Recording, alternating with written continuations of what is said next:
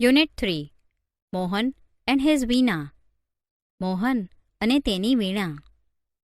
Mohan was born in a family of musicians. Music was in his blood. He grew up with musicians. Like his father and other family members, he was initially trained in vocal music and then he tried his hand at the violin. When he was about 10, he started liking sitar. He was also trained in it and played it for about 3 years. મોહનનો જન્મ સંગીતકારોના પરિવારમાં થયો હતો. સંગીત તેના લોહીમાં હતું. તે સંગીતકારો વચ્ચે ઉછર્યો.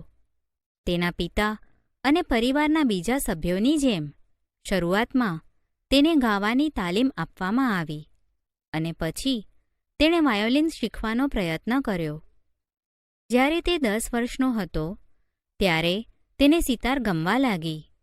તેમાં પણ તેને તાલીમ આપવામાં આવી હતી અને લગભગ 3 વર્ષ તેણે સિતાર વગાડી. A German lady came to stay with Mohan's family to learn music from his father. It was then that the guitar entered his life. He began his experiment with that beautiful instrument. No other instrument now in my life. I want to play the guitar only, said Mohan to himself. Guitar took all his time.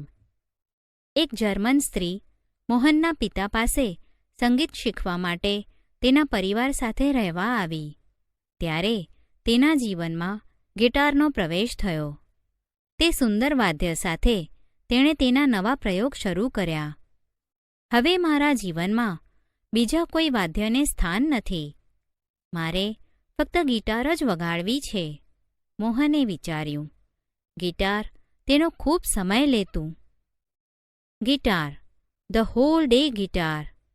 Ours is a family where sitar, vocals and classical violin are practiced. The guitar does not have the effect which our instruments do, and moreover, it's not from India, said one of the family members. Do you know, your father does not approve your love for the guitar, said his auntie, but his mother came to help him. Let him follow his heart's desire, she declared. Guitar, આખો દિવસ guitar. આપણા પરિવારમાં સિતાર, ગાયન અને શાસ્ત્રીય વાયોલિનનો અભ્યાસ થાય છે. આપણા વાદ્યો જેવી અસર ગિટારમાં નથી અને તે ઉપરાંત તે ભારતનું પણ નથી, પરિવારના એક સભ્યે કહ્યું. તને ખબર છે, તારા પિતાને ગિટાર માટેનો તારો પ્રેમ પસંદ નથી, તેની માસીએ કહ્યું. પણ તેની માતા તેની મદદે આવ્યા. તેને તેના હૃદયની ઈચ્છા અનુસરવા દો, તેમણે જાહેર કર્યું. Then his father started supporting him. He was overjoyed and decided to modify this Western instrument. He tried to make it suitable for playing pure Indian classical music. He spent 2 more years with guitar only.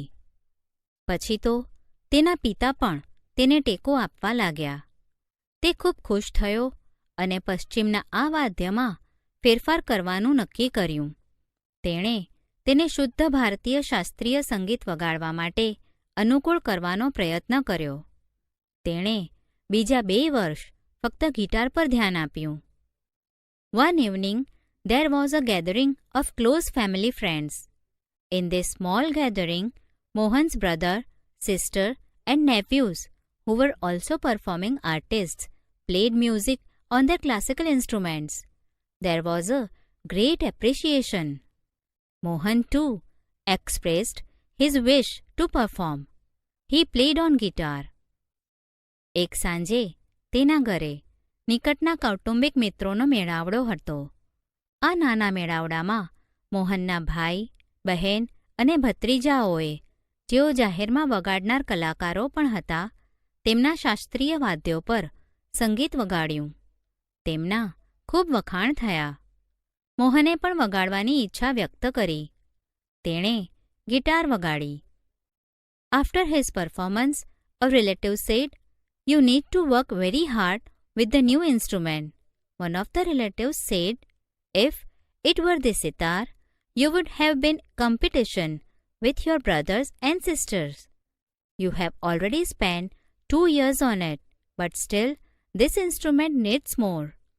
તેની રજૂઆત બાદ એક સંબંધીએ કહ્યું, "આ નવા વાદ્ય પર તારે ખૂબ મહેનત કરવાની જરૂર છે."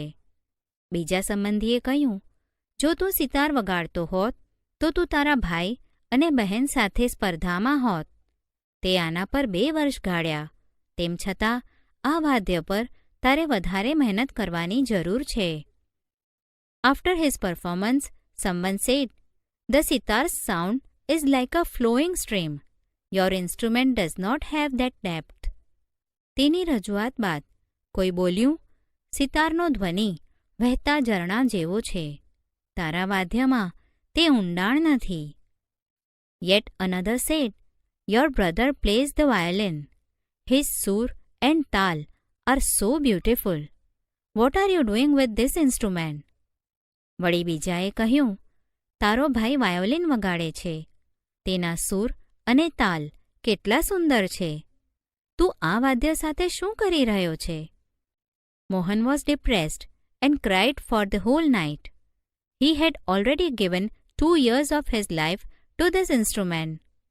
આ બધું સાંભળીને મોહન નિરુત્સાહી થઈ ગયો અને આખી રાત રડ્યો. તેણે તેના જીવનના 2 વર્ષ આ વાદ્ય પર ગાળ્યા હતા. "But from the heart, I am made for guitar. There is no instrument for me but the guitar," he thought.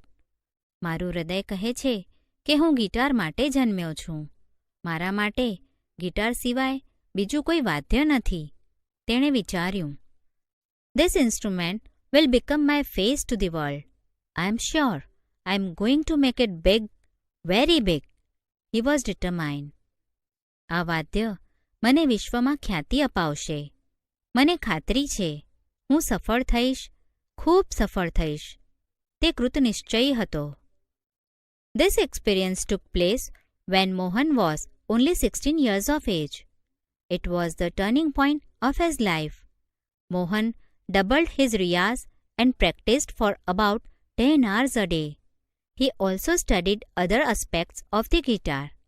He decided to incorporate the speciality, technique, and sound of every instrument into the guitar.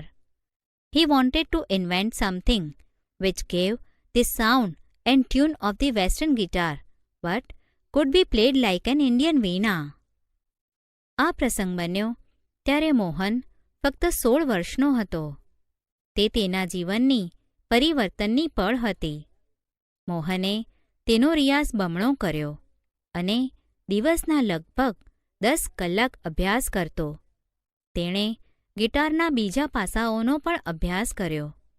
તેણે દરેક વાદ્યની વિશેષતા, નિર્માણ કરવાની રીત અને ધ્વનિને ગિટારમાં મેળવીને એક કરવાનું નક્કી કર્યું.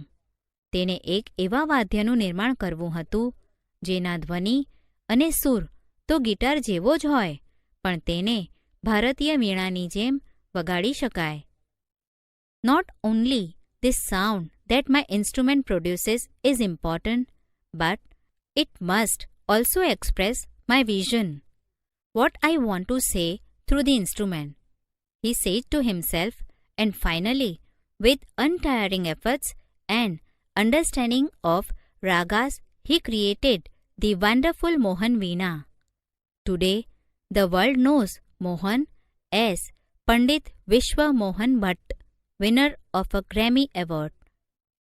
મારા વાદ્યમાંથી ઉત્પન્ન થતો ધ્વનિ જ મહત્વનો નથી, પણ તેમાં મારી દ્રષ્ટિ પણ વ્યક્ત થવી જોઈએ. મારે વાદ્ય દ્વારા શું કહેવું છે તે. તેણે વિચાર્યું અને અંતે અથાગ પરિશ્રમ અને રાગની સમજથી તેમણે એક અદ્ભુત વીણાનું નિર્માણ કર્યું. આજે આખું વિશ્વ મોહનને ગ્રેમી એવોર્ડના વિજેતા પંડિત વિશ્વ મોહન ભટ્ટ તરીકે ઓળખે છે. I just followed my heart's passion and here I am, said Mohan at the award ceremony in 1993. હું ફક્ત મારા હૃદયની ઉત્કટ ઈચ્છાને અનુસર્યો અને હું અહીં છું. 1993માં ઇનામ વિતરણ સમારંભમાં મોહને કહ્યું,